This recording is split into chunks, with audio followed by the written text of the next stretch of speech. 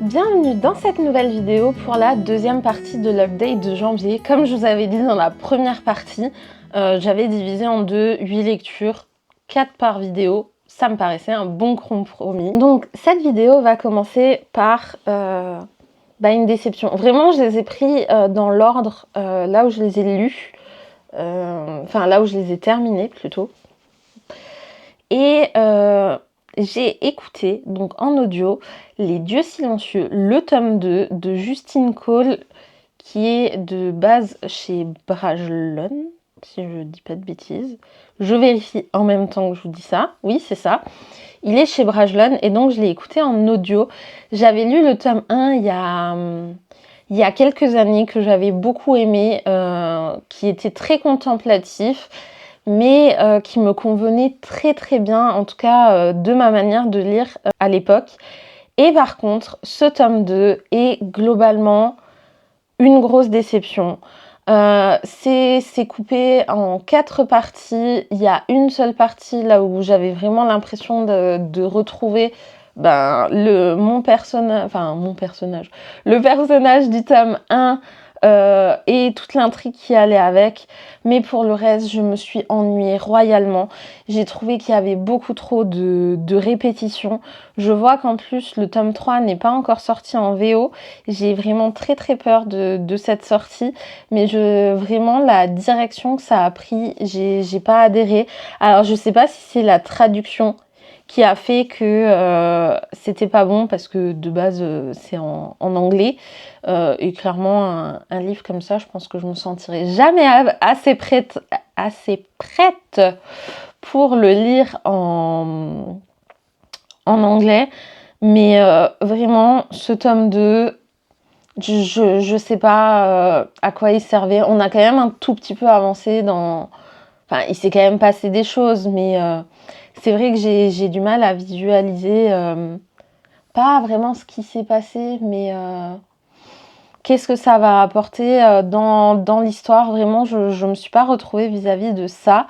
J'espère, mais vraiment, j'ai un gros doute sur le fait que j'ai envie de continuer ce tome 3. Voilà. Ensuite, parce que voilà, ça sert à rien de tergiverser pendant 10 ans.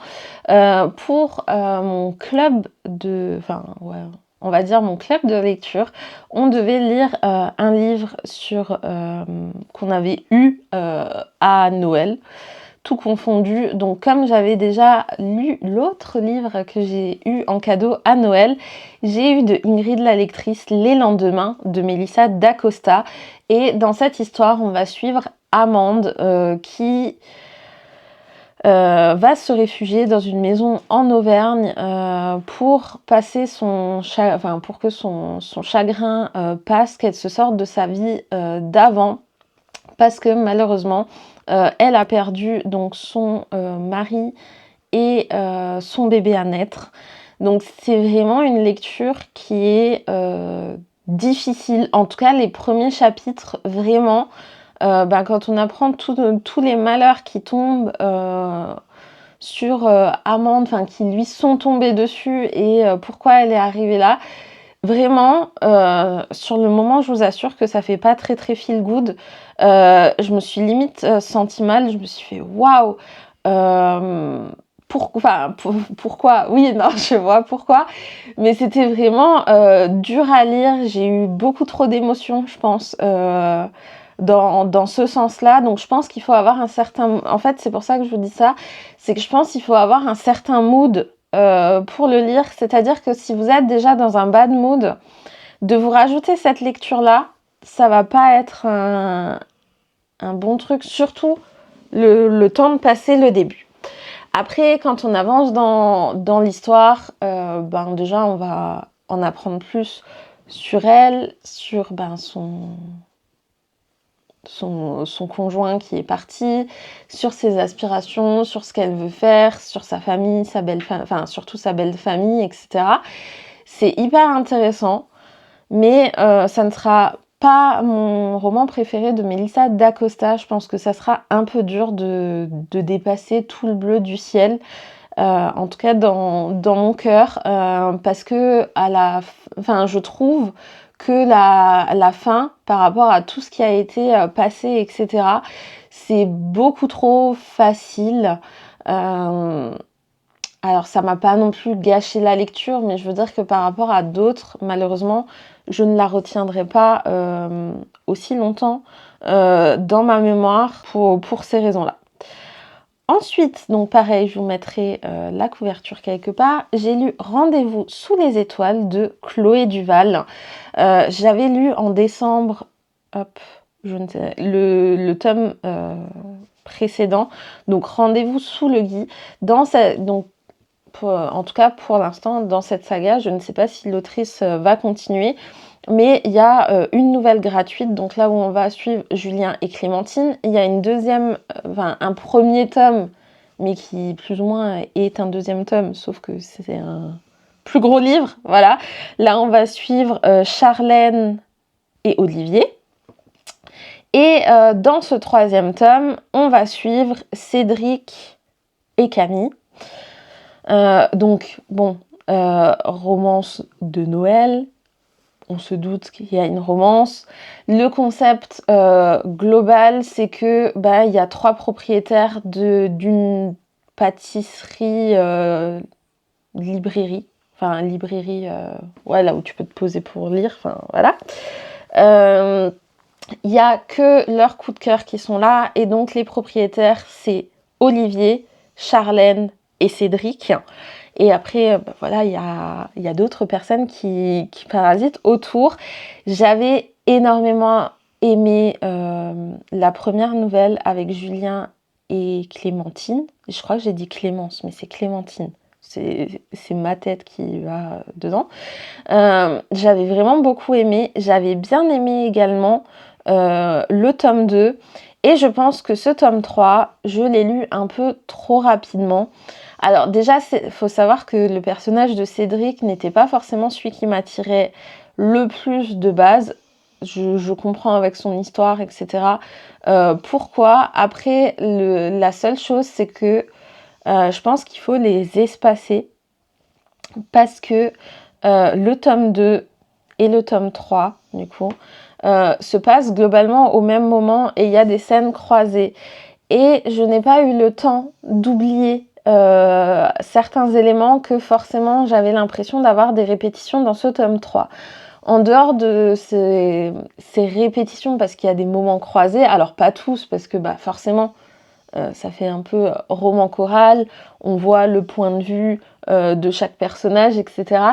C'est pas quelque chose... la répétition de manière générale, c'est pas quelque chose que j'aime bien. Donc c'est là où j'ai un peu plus de mal. Ça n'empêche que c'est très très bien écrit, que j'aime quand même beaucoup ce que l'autrice propose, mais je pense que oui, il m'aurait peut-être fallu plus de temps entre la lecture de ces 2 tomes. Voilà, tout simplement. Et je pense, parce qu'il me faut encore un peu de temps de réflexion, que c'est dans tous les cas une très très bonne lecture. Peut-être qu'avec le recul, ça sera un coup de cœur. Je sais pas, mais vu comment j'ai enchaîné sur le tome 2, voilà. Je vous présente celui-ci, donc Le Trône des Magiciens de Jupiter Phaéton, en auto-édition. Donc le premier tome, Le Défi de la Couronne, et donc le roi magicien est mort, et il pourrait y avoir un successeur totalement logique, mais ça ne va pas vraiment se passer comme ça. On va demander de faire un vote, sauf que ce vote va être nul parce que y a une personne, donc la jeune Kathleen H, qui a 20 ans, qui est libraire à Londres, qui va pas vouloir voter, et il va se préparer un défi, et donc chaque famille, donc il y a 5 familles, chaque famille peut avoir un candidat qui va se présenter, et en fait, donc de 5 familles différentes. Le but, c'est que à chaque fois qu'il y a un roi, on cache l'existence de la magie aux humains. Voilà. Donc ils vont arriver dans une aventure, là il va falloir trouver toute une quête et celui qui réussit la quête va devenir roi. Il s'avère que cette fameuse Caitlyn n'a pas de pouvoir parce que globalement tous les enfants etc. ont des pouvoirs sauf que Caitlyn s'est un peu isolée parce que justement elle n'a pas développer ses pouvoirs. Au bout d'un moment, ils sont quand même censés savoir. Chaque famille a un peu ses spécificités de magie et donc normalement tu le développes, sauf que vraiment Caitlyn, il y a rien qui a fonctionné comme il fallait et du coup il y a plusieurs protagonistes qui vont être autour d'elle, qui vont tout faire pour que ses pouvoirs puissent se révéler. Donc vraiment dans cette lecture, il y a tout. Il y a de la magie, il y a une intrigue de fou avec de l'action, des choses qui se passent de partout, c'est abusé. Il y a des liens d'amitié parce que sinon ils s'entraideraient pas. Et bon, il y a quand même un peu d'amour, de liens familiaux, etc. Mais franchement, j'ai été happée du début à la fin. En plus, ce livre, en plus d'avoir une couverture sublime, j'arrête pas de le montrer, hein, mais vraiment, il est très très beau. Je vous montre un en-tête de chapitre qui est comme ça. Là, vous avez de temps en temps des illustrations. Franchement, il est abusé. Vu que, alors, c'est mon premier de cet auteur-là, je ne connaissais pas du tout la plume ni l'univers, mais quand ça finit, visiblement, c'est habituel que ça finisse en cliffhanger. Et m'étant attachée au personnage, à l'univers, et comme ça se finit, comme je vous disais, en cliffhanger, je n'ai pas su résister.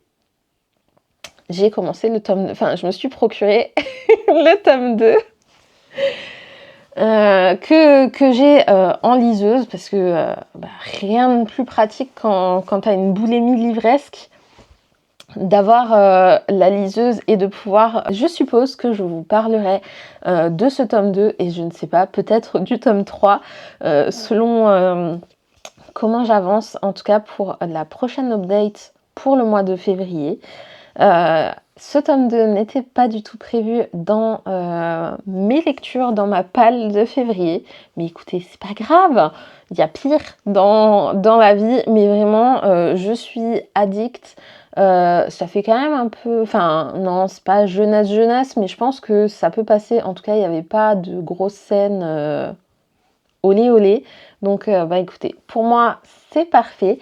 J'espère que ces petits updates vous ont plu. Je vous fais plein de gros bisous et je vous dis à très bientôt pour de belles lectures. Ciao ciao!